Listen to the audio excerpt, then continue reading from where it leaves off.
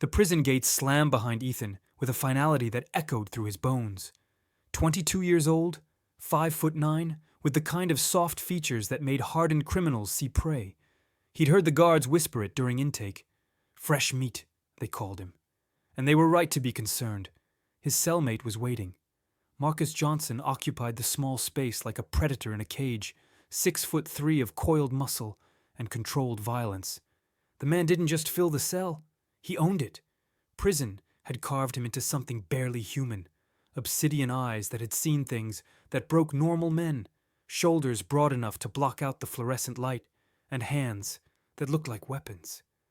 Ethan had heard the rumors before they even met. 15 years in, untouchable, merciless. "You're mine now," Marcus said, without looking up from his bunk. His voice was gravel and cigarette smoke. "You go nowhere without me. You speak to nobody. You eat when I say. And if anyone looks at you wrong, anyone, they'll learn what pain actually means." Ethan's throat went dry. This wasn't protection being offered. This was possession. This was a dangerous man, drawing a line around another man's entire existence. But then something happened that Ethan didn't expect. On his second night, when 3 inmates cornered him in the bathroom, hands grabbing, breath hot and violent, Marcus appeared like a ghost made of fury. The violence was quick, surgical, and absolute. He didn't just stop them, he unmade them. And when it was over, when blood was on the tiles and screams had faded to whimpers, Marcus took Ethan's face in both hands and looked directly into his eyes. "You're mine," he repeated, softer this time, almost tender. "And that means nobody touches what's mine." In that moment, standing in a bathroom reeking of blood and fear, Ethan felt something shift inside him. Marcus wasn't just a predator. He was a predator who was choosing to protect him, choosing to claim him. And as terrifying as that should have been, as much as every rational part of Ethan's mind screamed warning, he felt something else entirely. Safety. Complete, absolute safety. Purchased at the price of belonging entirely to the most dangerous man in the prison. That night, lying in his bunk 3 feet from Marcus, Ethan understood. He was no longer just an inmate. He was property, a possession, and he was beginning to crave the chains. 3 weeks into his sentence, Ethan had become Marcus's shadow. Breakfast, lunch, dinner, they sat together. Yard time, recreation hour, work detail. Ethan was always within arm's reach. It should have felt suffocating. Instead, it felt like being tethered to the only solid thing in a drowning world. But Marcus was changing. Or maybe Ethan was finally seeing what had always been there, beneath the predatory control. It started small. Marcus would adjust the collar of Ethan's prison uniform unnecessarily, fingers lingering just a fraction too long. During movie night in the common area, Marcus's leg would press against his, and he wouldn't move it away, just sat there, claiming the contact with calculated casualness. Once, when Ethan caught a cold, Marcus sat on his bunk and ran a massive hand across his forehead, checking for fever, like someone who actually cared. The other inmates noticed. Of course they did. "Johnson's keeping a boyfriend," someone whispered during rec time, loud enough to carry. Ethan braced for violence. Instead, Marcus simply looked at the man, really looked at him, and the inmate went pale, scrambling to apologize. No hands thrown, no blood spilled, just the weight of Marcus's attention, and that was enough. That night, Marcus did something that terrified and thrilled Ethan in equal measure. He reached over in the darkness and pulled Ethan against his chest, one massive arm wrapped around him protectively. Not sexual, not crude, just intimate. Possessive in a way that felt almost gentle, almost like affection. "They're right about you being mine," Marcus whispered into the darkness. "But they don't understand why. They think it's about dominance, control." He paused, his breath warm against Ethan's neck. "They don't know I'd burn this whole prison down if anything happened to you." Ethan's heart was racing. This man, this dangerous, violent, predatory man, was confessing something that sounded terrifyingly like love. "Why?" Ethan whispered back. Why me? Marcus was silent for a long moment. Because you're the only real thing left in this place. Because looking at you reminds me there's a world outside these walls where I could be different, where we could be different. His arm tightened around Ethan. And because the moment I saw you, something in me decided you belonged to me, and I don't let go of what's mine. Ethan realized then that he wasn't being protected by Marcus. He was being claimed, body and soul, and he was terrifyingly close to surrendering completely. 2 months in, and Ethan had stopped pretending he didn't crave Marcus's touch. The line between prisoner and possession had dissolved entirely. More dangerous, the line between captor and lover was evaporating too. It happened in the laundry room. Ethan was folding sheets when Jenkins and his crew cornered him, their intentions written in crude jokes and wandering hands. Ethan's stomach dropped. He'd learned to recognize predatory energy, and this was different from before. Calculated, organized, like they'd been planning it. Jenkins grabbed his wrist. "Johnson's too busy in the yard. We got time." The laundry room exploded into violence. Marcus moved like something primal, something that had never been fully human. He didn't fight them. He destroyed them. And unlike before, this wasn't controlled. This was rage. This was a man watching someone touch what belonged to him and responding with the fury of possession violated.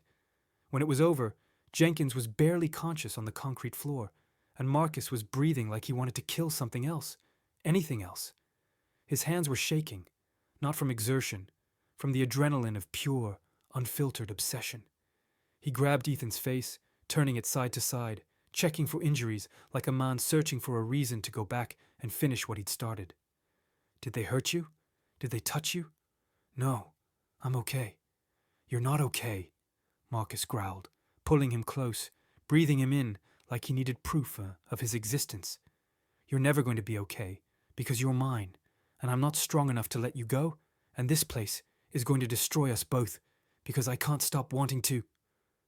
He stopped himself, jaw clenching, but Ethan understood what he'd almost said. "I can't stop wanting to claim you completely."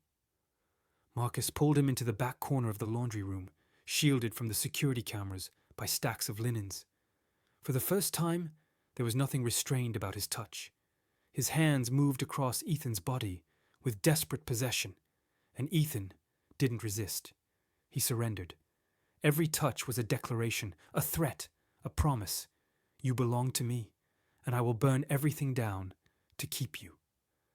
When Marcus finally pulled back, his eyes were wild, almost unhinged. "After this," he whispered, "there's no going back. You understand that? Once I fully claim you, you're not just mine in prison. You're mine forever." Ethan understood, and terrifyingly, he wanted it. The week after the laundry room, everything changed. Marcus stopped pretending their relationship was about protection. It was about ownership, obsession, and something that looked dangerously like love wrapped in chains and prison concrete. But love in prison comes with a price. The warden called Marcus in for questioning about the Jenkins incident. Ethan watched him go, panic clawing at his chest. Without Marcus, he was exposed again, vulnerable meat in a predator's den. Hours stretched like torture. When Marcus returned, he was different, harder, more dangerous. "They're separating us," Marcus said quietly, sitting on his bunk. "Transfer request came through. You're being moved to a different cell block, different tier." Ethan's world stopped. No, Marcus, they can't." "They can, and they will." Marcus's voice was ice. "Because they know. They know what I am to you, what you are to me, and they're going to use it to break us both." He stood, pacing like a caged animal. "In 3 days, you leave." Ethan felt something shatter inside him. Prison had taught him fear, survival, desperation, but nothing compared to the terror of losing Marcus. How had his entire existence narrowed to this one man? "Then take me with you," Ethan said desperately.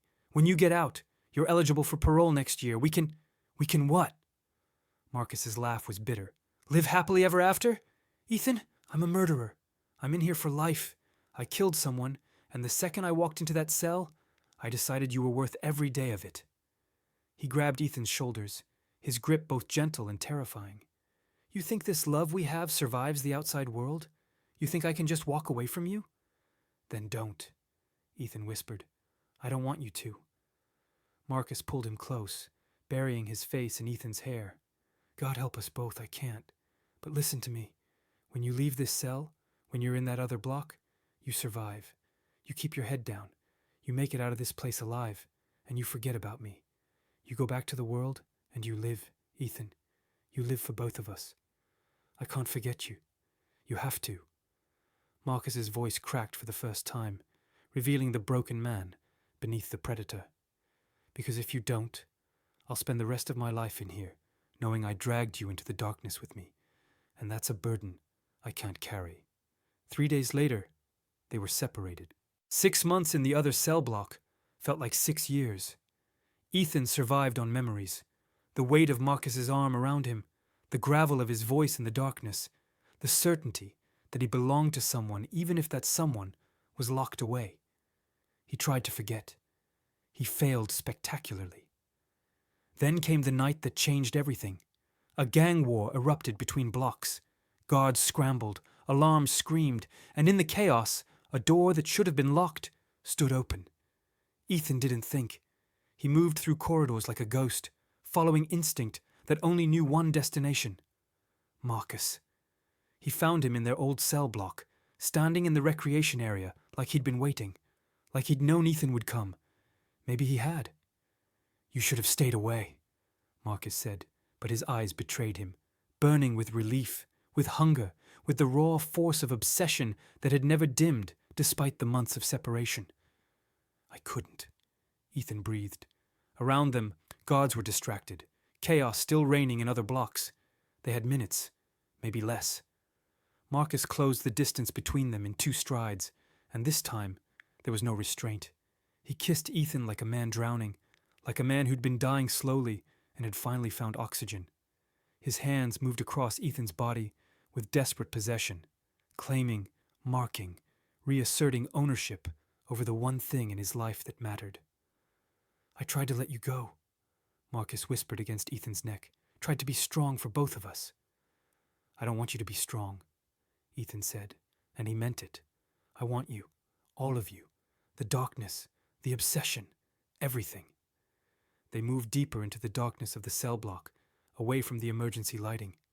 Marcus pressed Ethan against the cold concrete wall, and in that moment, Ethan made his choice. He stopped resisting. He stopped pretending he could ever exist outside of Marcus's orbit. He surrendered completely, body, soul, future, all of it. "You're mine," Marcus breathed into the darkness. "I've always been yours," Ethan answered. When the guards found them minutes later, they were tangled together in shadow, and Ethan was smiling despite the consequences, because he'd finally understood the paradox that prison had taught him. Sometimes safety isn't found in freedom. Sometimes it's found in complete surrender to the one person who would burn the world down to keep you alive.